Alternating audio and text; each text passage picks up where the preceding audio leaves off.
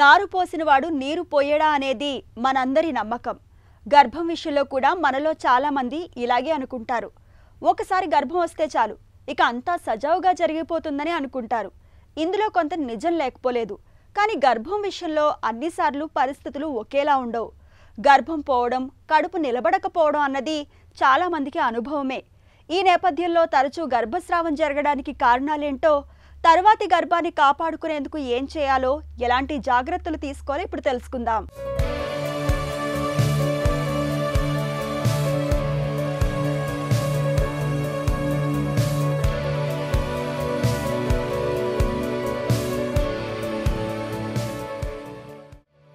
మాతృత్వం ఒక వరం, నవమాసాల కమ్మదనం. అందుకే పెళ్లైన ప్రతి స్త్రీమూర్తి సాధ్యమైనంత త్వరగా తల్లి కావాలని, అమ్మదనంలోని కమ్మటి అనుభూతుల్ని ఆస్వాదించాలని ఆరాటపడుతుంది. అయితే కొంతమందికి నెల తప్పిన ఆనందం మూడ్నాళ్ల ముచ్చటగానే మారుతుంటుంది. గర్భం ధరించిన ప్రతిసారి 2వ నెలలోనో 3వ నెలలోనో గర్భస్రావం అయిపోతూ ఉంటుంది. దీంతో అమ్మ కావాలన్న కల కలగానే మిగిలిపోతూ ఉంటుంది. అసలు ఎందుకిలా జరుగుతుంది? తరచూ అబార్షన్ కావడానికి చాలా కారణాలే ఉంటాయని చెబుతారు డాక్టర్లు. అబార్షన్ని రికరెంట్ అబార్షన్ అని ఎప్పుడు అంటామంటే, కంటిన్యూస్గా 3 సార్లు కానీ అంతకంటే ఎక్కువగా కానీ ప్రెగ్నెన్సీ లాస్ అబార్షన్ అనేది జరిగితే, అది 20 వారాల కంటే తక్కువ జెస్టేషనల్ ఏజ్లోనే ప్రెగ్నెన్సీ అనేది లూజ్ అయితే దాన్ని రికరెంట్ అబార్షన్స్ అంటాం. రీజన్స్ వచ్చేసి పేరెంట్స్లో ఏదైనా జెనెటికల్ ప్రాబ్లమ్స్, ఆ జెనెటికల్ ప్రాబ్లమ్స్ ఉండడం వల్ల ఫామ్ అయ్యే ఫీటస్కి క్రోమోజోమల్ అబ్నార్మాలిటీస్ రావడం వల్ల ఇది మోస్ట్ ఆఫ్ ద కాజ్ రికరెంట్గా అబార్షన్స్ అవుతూ ఉంటాయి అన్నమాట.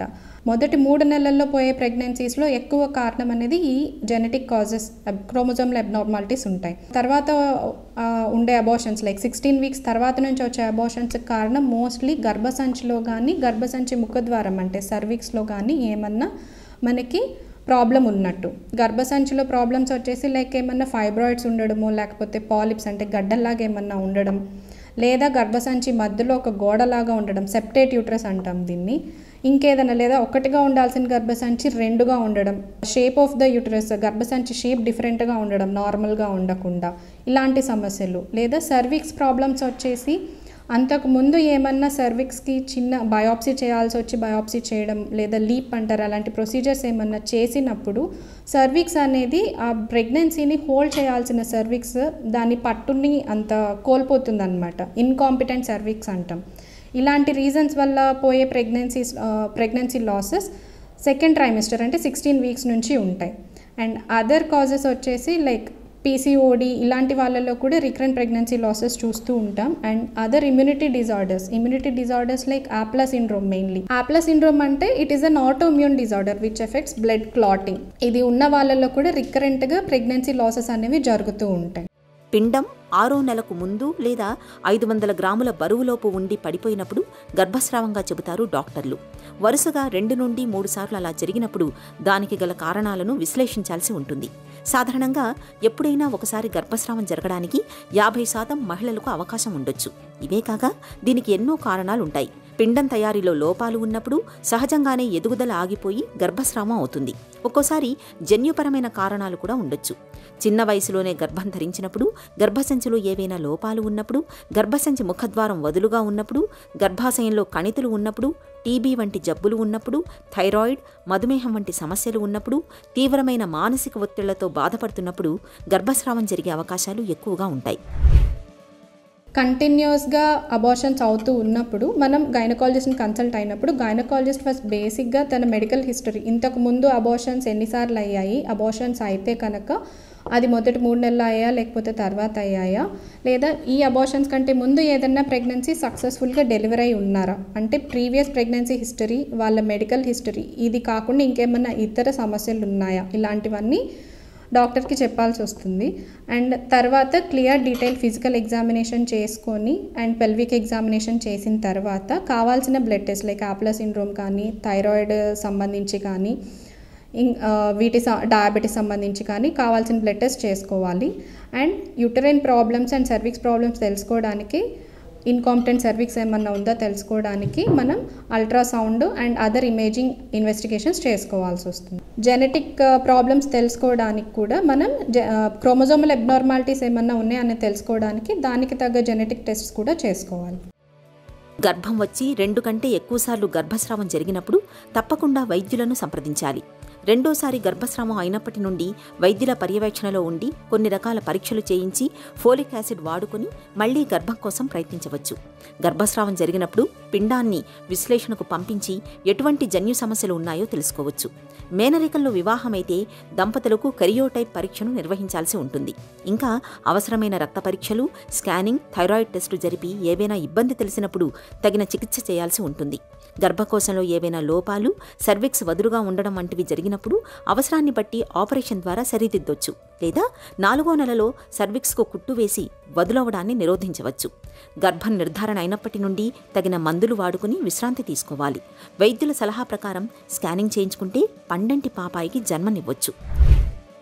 ట్రీట్మెంట్ ఏంటి అంటే బేస్డ్ ఆన్ ద కాజ్. ఇప్పుడు జెనెటిక్ ఎబ్నార్మాలిటీస్ ఏమన్నా ఉన్న వాళ్ళల్లో అంటే పేరెంట్స్లో ఎవరికైనా జన్యుపరమైన ప్రాబ్లమ్స్ ఉన్నప్పుడు బెటర్ వాళ్ళు ఐవీఎఫ్కి వెళ్ళాలి. ఐవీఎఫ్కి వెళ్ళే ముందు ఏంటంటే ఫామ్ అవుతున్న ఎంబ్రియో కరెక్ట్గా ఉందా లేదా, ఎంబ్రియోలో కూడా ఆ ఫామ్ అవుతున్న పిండంలో ఏమన్నా ప్రాబ్లం ఉందా అనేది ముందే ప్రీ ఇంప్లాంటేషన్ జెనెటిక్ టెస్ట్ అనే టెస్ట్ ద్వారా మనం తెలుసుకొని ప్రాబ్లం లేని ఎంబ్రియోని ఇంప్లాంట్ చేయొచ్చు ఐవీఎఫ్ ప్రొసీజర్ ద్వారా. అండ్ ఏమన్నా గర్భసంచిలో ప్రాబ్లమ్స్ ఆర్ సర్విక్స్లో ప్రాబ్లమ్స్ ఉంటే దానికి తగ్గ సర్జికల్ ట్రీట్మెంట్ తీసుకోవడం, ఫైబ్రాయిడ్స్ కానీ పాలిప్స్ కానీ ఏమన్నా ఉంటే రిమూవ్ చేసుకోవడం, సెప్టమ్ ఏమన్నా ఉంది, సెప్టేట్ యూట్రస్ ఉంది అంటే ఆ గర్భసంచి గోడని సర్జికల్గా రిమూవ్ చేసుకోవడం, ఇలాంటివి చేయాలి. అండ్ థైరాయిడ్ కానీ షుగర్ కానీ కంట్రోల్లో లేవు అంటే దానికి తగ్గ మెడికల్ ట్రీట్మెంట్ తీసుకోవాలి. అండ్ ఆప్లస్ సిండ్రోమ్ అన్నాం. ఆప్లస్ సిండ్రోమ్ ఉన్న వాళ్ళల్లో ఏంటంటే హెపారిన్ అండ్ లోడోస్ ఆస్పిరిన్ పెట్టుకున్న వాళ్ళల్లో నెక్స్ట్ ఫర్దర్గా ప్రెగ్నెన్సీ సక్సెస్ అయ్యే ఛాన్సెస్ ఎక్కువగా ఉంటాయి. అండ్ కొన్ని సిచ్యువేషన్స్లో మనకి కారణం తెలియకపోవచ్చు, అసలు ఈ పైన చెప్పిన రీజన్స్ ఏవి కాకపోవచ్చు. అన్ఎక్స్ప్లెయిన్డ్ రికరెంట్ ప్రెగ్నెన్సీ లాస్ అంటారు. వీళ్ళల్లో కూడా మనకి రీజన్ తెలియకపోయినా ట్రీట్మెంట్ ఏమి తీసుకోకపోయినా కానీ 65% of the people they conceive and have successful pregnancies. జాగ్రత్తలు అంటే లైక్ ఎవరన్నా బరువు తక్కువగా ఉన్నా లేదా మరీ ఎక్కువగా ఉన్న ఒబెసిటీ ఉన్న, లీన్ బిఎంఐ తక్కువ బిఎంఐ ఉన్న వాళ్ళల్లో, లేదా ఏజ్ మరీ చిన్నగా 18 years కంటే లోపల వాళ్ళు లేదా ఇంకా పెద్దవాళ్ళు 35 years కంటే ఎక్కువ ఏజ్ ఉన్న వాళ్ళల్లో ఇలా ఎక్కువ అబార్షన్స్ అయ్యే అవకాశాలు ఉంటాయి. కాబట్టి adequate weight మెయింటైన్ చేయడం, maintaining healthy life style and maintaining good hydration. So doing moderate exercise like walking for 30 minutes at least in a day for at least 5 days in a week, and maintaining good healthy diet which is rich in protein and taking good iron rich diet.